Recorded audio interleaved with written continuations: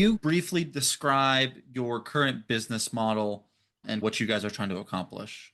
In the last 10 years, our business model has been value add. In the last couple of years, we focus more on small value add versus previously having a very heavy lift on if we acquire 100 units, 90 of those have to be rehabbed, very heavy lift. This last couple of years, we have focused on light value add of properties, and we've been happier and less stressed and really have seen the fruits of our labor. The hard, heavy lifting, lots of stress, lots of people that you have to deal with. It has been a success. However, very blood, sweat, and tears, I call it. Mm, And if you want to do the heavy lifting, I congratulate you. But we're at a point where we are purchasing 85 to 90% occupied properties, and we're lifting, but we're lifting light lifting. And last year, we partnered with a very significant mobile home park operator, and we're acquiring mobile home parks now very actively. We have about 550 mobile homes under contract in 4 states, and we love the mobile home space. We had tried to get into it without partnership, but I believe in partnerships. Partnerships is really the best way to get into a certain asset class, and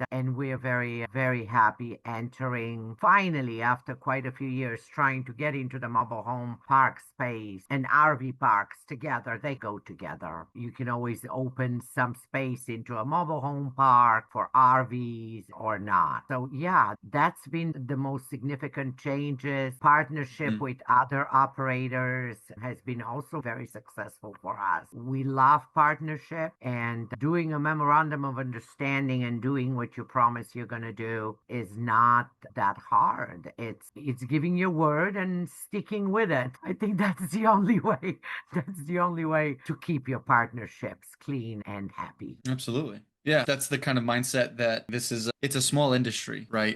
As soon Very, as you go outside your own circle, you start meeting people and you're like, oh, wait, I know a person who knows this person. So treating yes, everybody the right way goes very far, I found. Like, you very undersell one true. person, right? You hurt one person, and karma is very real in this industry. Yeah, I like that People mindset. forget. People don't Yeah, forget. they don't. People So, don't forget. People have a elephant memory, I call it.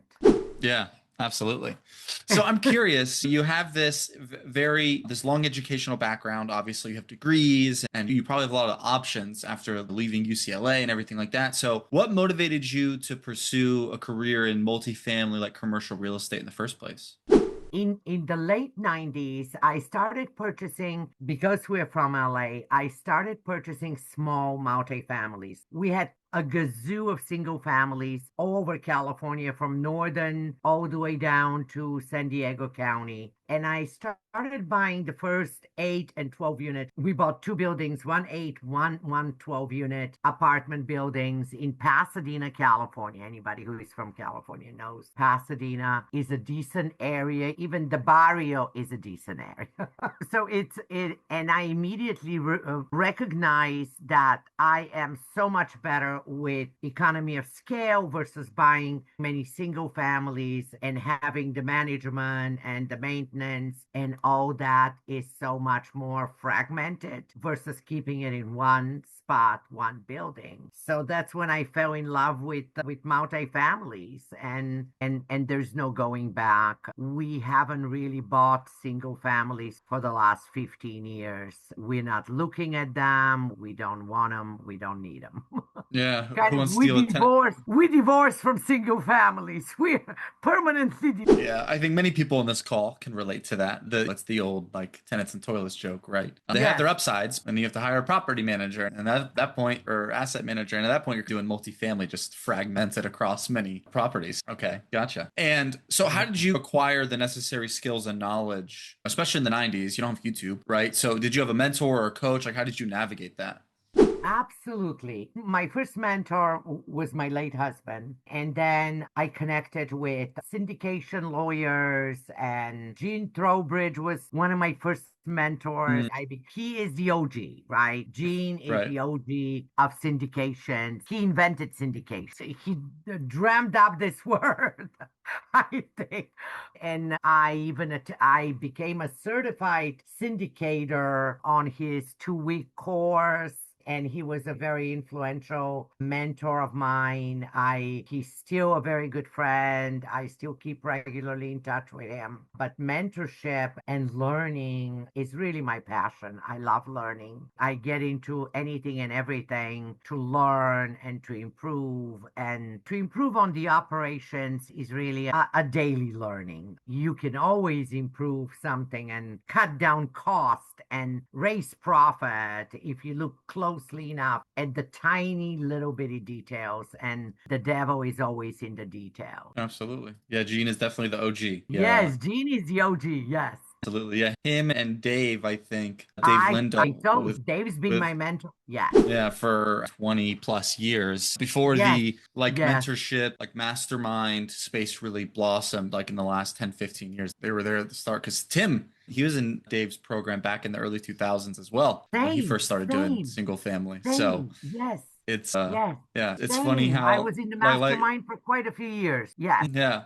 Yeah, it's funny Yes. how like we said, the world isn't that big. Very good. And so from learning from Gene and everything like that, I'm curious, you like your first big capital raise you went on where you're going to investors and asking for money, right? The reason we're here. Yes. Yes. Can you share your experience from your first capital raise and any challenges you faced, how you overcame them, and also how much different it is now than it might have been 10, 15, 20 years ago? The challenge in the beginning was nobody knew me. Where's this girl coming from? Okay. Hmm. Okay. She has blonde hair. Okay. So what? I don't have to give her $1 million because she's got blonde hair and she's cute. I don't have to do that. So it was really to prove the concept and to show the investors that we're here to stay, that we're not fly by night like some other people are, that we have the longevity, that we have the know-how to keep going and how to keep growing and going. It was a challenge, definitely a challenge, but developing the relationships, to me, people are a lot more important than deals, always. And I think people know that. And I think people can feel that you understand that they are more important than any deals, any dollar signs, anything else, they come first. When people sincerely understand and feel that, I don't think it's very hard for them to write a check or wire the money. I agree. You know, Especially if they Michael. know that you're going to be there, that you're not going to Mhm. ignore them, that you're not going Yeah. to not return their calls and emails. Yeah. Yeah. Some of the best advice that I give people that I got from Michael Guthrie, he's a mentor in our alliance. A lot of you guys know Michael, is Yeah. he says it at all our events. He's stop because we have these events and people come and they say, "Hey, nice to meet you. Here's my deal." And he's like, stop Oh, pitching no. your deal to people. People don't care about your deal because people don't invest in your deal. They invest in people. Exactly. And you'd be surprised how many people just they think that because 10 years ago that might have been the case. Hey, I have this good deal. Good check. Yeah. Like 2015, right? Like the height of multifamily capital True. raising was a lot different. True. It was just, hey, here's an email with my deal. But now in this market, people they care about your deal, but only once they trust you, right? Yes. They And invest in so that you, not in your deal. Whatever deal it Mhm. is in Alaska or New York, you can make it happen. Absolutely. And so I'm curious, how do you see capital raising different in 2026 than like 2006? What are the biggest differences besides the technology aspect? Or maybe you can go into that. What's like the biggest difference you think now?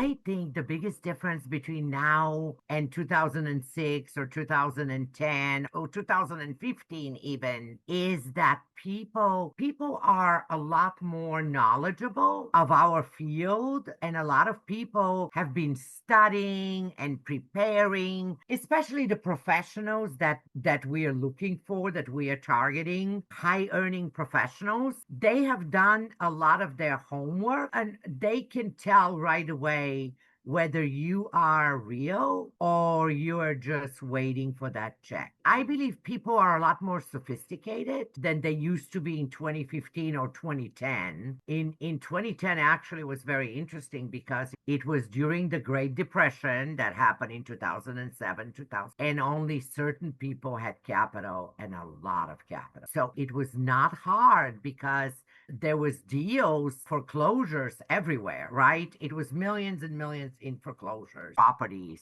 So it was very different. Today, the good deals are very few and far between. The really solid deals that, and most of them are off market, which we have the relation to bring to the table. Those deals that are being marketed for 2 years or 3 years are obviously not deals. They're marginal. They're very marginal. And we see that as Absolutely. well. We see that. Yeah. Yeah. Yeah. Oh, we were Yeah. selling 3 years ago. Oh, we just lowered the price with 35 cents a unit. Oh, okay. Yeah, absolutely. Yeah, Okay. I think it's the era of any deal is good is long gone. Because for a while, I think Jay just made a comment about it. Like you Yes. could be a pretty Yes.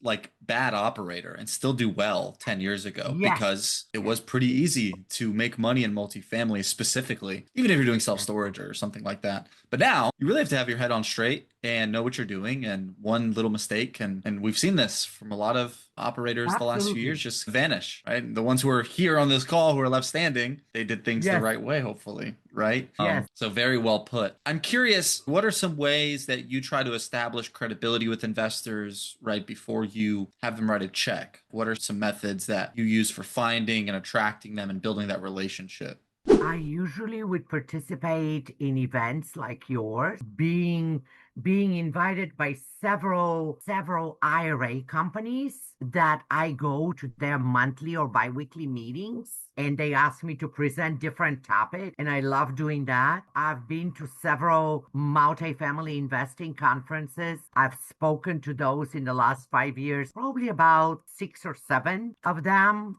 And that also creates credibility. I've been on the panel, I've been presenting. I love doing that. I love doing that because I love educating people, really. Seeing how the light goes on and they understand it's a joy for me that, and they come back and say, okay, I didn't know that. I'm really glad you mentioned that. I love that. I absolutely love that. And those are the kinds of approaches that I do quite a bit of posting on LinkedIn. LinkedIn is probably my main social platform that I post on. I would love to expand to Facebook and Instagram, but I'm not there yet. I see a lot of Facebook posts for our business recently. I see that. If Grant is posting there, must be good.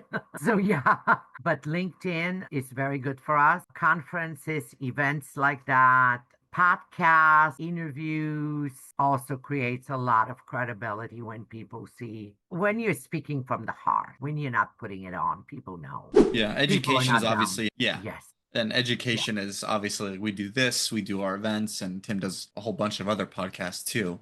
It's probably the Absolutely. best way, right? The most organic way to just, hey, I'm going to teach you something you don't know, and I hope you'll want to learn more about me. Then we get on a call and it Yes. goes from there. Yes. Very good. Awesome.